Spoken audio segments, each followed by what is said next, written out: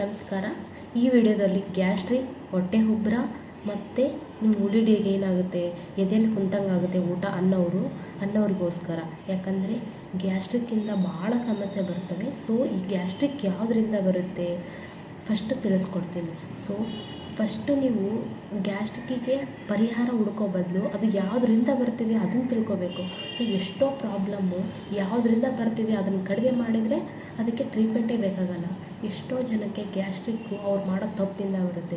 ಯಾವ್ಯಾವ ತಪ್ಪುಗಳು ಆಗಿರ್ಬೋದು ಅಂತ ಹೇಳ್ತೀನಿ. ಫಸ್ಟ್ ಒನ್, ಮಾರ್ನಿಂಗ್ ಎದ್ದ ತಕ್ಷಣ ಮೈದಾ ಪ್ರಾಡಕ್ಟ್ಸ್ ತಿನ್ನೋದು, ಇಲ್ಲ ಬ್ರೆಡ್ಡು, ಬಿಸ್ಕೆಟು ಆ ಥರ ತಿಂದರೆ ನಿಮಗೆ ಗ್ಯಾಸ್ಟ್ರಿಕ್ ಆಗೋ ಚಾನ್ಸಸ್ ಇರುತ್ತೆ. ಸೆಕೆಂಡ್ ಒನ್ ಏನಂತ ಹೇಳ್ತೀವಿ, ಕೆಲವೊಬ್ಬರು ನಮಗೆ ಬಾತ್ರೂಮ್ ಕರೆಕ್ಟ್ ಆಗಲ್ಲ ಅಂತೇಳಿ ಏನು ಮಾಡ್ತಾರೆ, ಬೀಡಿ ಸೇದೋದು, ಸಿಗರೇಟ್ ಸೇದೋದು. ಧೂಮಪಾನ ಮಾಡೋದ್ರಿಂದ ಗ್ಯಾಸ್ಟ್ರಿಕ್ ಆಗೋ ಚಾನ್ಸಸ್ಸು ಜಾಸ್ತಿ ಇರುತ್ತೆ. ಇದನ್ನು ಅವಾಯ್ಡ್ ಮಾಡಿ. ಥರ್ಡ್ ಒನ್ನು, ಚಿಪ್ಸ್ ಆಗಿರ್ಬೋದು, ಆಯಿಲ್ ಅಂದರೆ ಕರೆದಿರೋ ಐಟಮ್ಸ್ ಎಲ್ಲ ತಿನ್ನೋದ್ರಿಂದ ಗ್ಯಾಸ್ಟ್ರಿಕ್ ಆಗುತ್ತೆ. ಆಯಿಲ್ ಫುಡ್ಡು ಕಂಪ್ಲೀಟಾಗಿ ಅವಾಯ್ಡ್ ಮಾಡಬೇಕು ಮಾರ್ನಿಂಗ್ ಟೈಮು. ನೆಕ್ಸ್ಟು ಗೋಧಿ ಪ್ರಾಡಕ್ಟ್ಸು, ಗೋಧಿಯಿಂದ ಏನೇನು ಅಡುಗೆ ಮಾಡ್ತಾರಲ್ಲ ಅದು ಒಬ್ಬೊಬ್ಬರಿಗೆ ಹೀಟ್ ಜಾಸ್ತಿ ಆಗುತ್ತೆ. ಅದರಿಂದ ಗ್ಯಾಸ್ಟ್ರಿಕ್ ಆಗಿ ಹೊಟ್ಟೆ ಉಬ್ಬರ ಆಗುತ್ತೆ, ಡೈಜೆಷನ್ ಕರೆಕ್ಟ್ ಇರಲ್ಲ ಅವರಿಗೆ. ಫೋರ್ತ್ ಏನಂತಂದರೆ, ನಿದ್ದೆ ಕರೆಕ್ಟ್ ಆಗಿಲ್ಲ ಅಂದರೆ ಇಂಡೈಜೆಷನ್ ಆಗುತ್ತೆ. ಇಂಡೈಜೆಷನಿಂದ ನಿಮ್ಮ ಮಾರ್ನಿಂಗು ಸ್ಲೋ ಇರುತ್ತೆ, ಗಟ್ಟು ಮೂಮೆಂಟ್ಸ್ ಏನಿರುತ್ತಲ್ಲ, ಹಸುವಾಗೋ ಕ್ರಮ ಅದು ಕಡಿಮೆ ಇರುತ್ತೆ. ಆ ಟೈಮಲ್ಲಿ ನೀವು ಊಟ ಮಾಡಿದರೆ ಇಂಡೈಜೆಷನ್ ಆಗಿ ಹೊಟ್ಟೆ ಉಬ್ಬರ ಆಗುತ್ತೆ. ಇನ್ನೊಂದು 5ನೇ ರೀಸನ್ ಏನಂತಂತಂದರೆ, ಒಬ್ಬೊಬ್ಬರಿಗೆ ಹಾಲು ಕುಡಿದ್ರೂ ಡೈಜೆಸ್ಟ್ ಆಗೋಲ್ಲ, ಅಂದರೆ ಅವ್ರಿಗೆ ಅದನ್ನು ಗ್ಯಾಸ್ಟ್ರಿಕ್ ಆಗುತ್ತೆ. ಯಾಕಂದರೆ ಅವ್ರದ್ದು ಸ್ಲೋ ಡೈಜೆಷನ್ ಇರುತ್ತೆ. ಅಲ್ಲಿ ಏನು ಮಾಡಬೇಕು, ಹಾಲು ಡೈಜೆಸ್ಟ್ ಆಗೋಲ್ಲ. ಇದು ಕೆಲವ್ರಿಗೆ ಮಾತ್ರ. 6th ಏನಂತಂದರೆ, ಮಸಾಲೆ ಪದಾರ್ಥ ನೀವು ಎಷ್ಟು ಜಾಸ್ತಿ ತಿಂತೀರಾ ಅದರಿಂದಲೂ ಗ್ಯಾಸ್ಟ್ರಿಕ್ ಆಗುತ್ತೆ. ಹೇಳ್ತಾ ಹೋದರೆ ಜಾಸ್ತಿ ಇದೆ, ಬಟ್ ಇದು ಮೇನ್ ಕಾರಣಗಳು ಎದರಿಂದ ಆಗುತ್ತೆ ಅಂತ. ನಿಮ್ಮಲ್ಲಿ ಯಾರಾದರೂ ಈ ಕಾರಣಗಳನ್ನು ಮಾಡಿ ನಿಮಗೆ ಗ್ಯಾಸ್ಟ್ರಿಕ್ ಆಗಿದ್ದರೆ ಫಸ್ಟ್ ಈ ಕಾರಣಗಳನ್ನ ಕಡಿಮೆ ಮಾಡ್ತಾ ಬನ್ನಿ. ಯಾವಾಗ ನೀವು ಮಾಡೋ ತಪ್ಪಿಂದ ಗ್ಯಾಸ್ಟ್ರಿಕ್ ಆಗುತ್ತೆ ಅಂದರೆ ಆ ತಪ್ಪುಗಳನ್ನ ಸ್ವಲ್ಪ ದಿನ ಬಿಟ್ಟು ನೋಡಿ, ನಿಮ್ಗೆ ಎಷ್ಟು ಹೆಲ್ಪ್ ಆಗುತ್ತೆ ಅಂತ ನೀವು ಕಂಡುಹಿಡಿಬೋದು.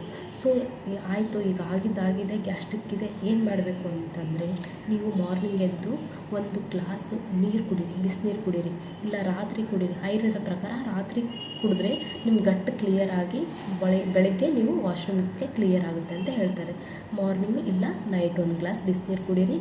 ಮತ್ತು ಒಂದು ಬಿಸಿನೀರು 1 ಗ್ಲಾಸ್ ಬಿಸಿನೀರಿಗೆ 1 ಚಮಚ ತುಪ್ಪ ಹಾಕ್ಕೊಂಡು ಕುಡಿಬೋದು. ಇಲ್ಲ ಅಂತಂದರೆ ಏನು ಮಾಡಬೇಕು, ಕ್ಯಾಸ್ಟರ್ ಆಯಿಲ್ ಅಂತ ಹೇಳ್ತೀವಿ, 10 ml ಕ್ಯಾಸ್ಟರ್ ಆಯಿಲ್ ನೈಟ್ ಕುಡಿಬೋದು. ಇದು ವಾರಕ್ಕೆ 1 ಸರಿ ಕುಡಿದ್ರೆ ನಿಮ್ಗೆ ಏನಾಗುತ್ತೆ, ಡೈಜೆಷನ್ ಕರೆಕ್ಟ್ ಆಗುತ್ತೋ.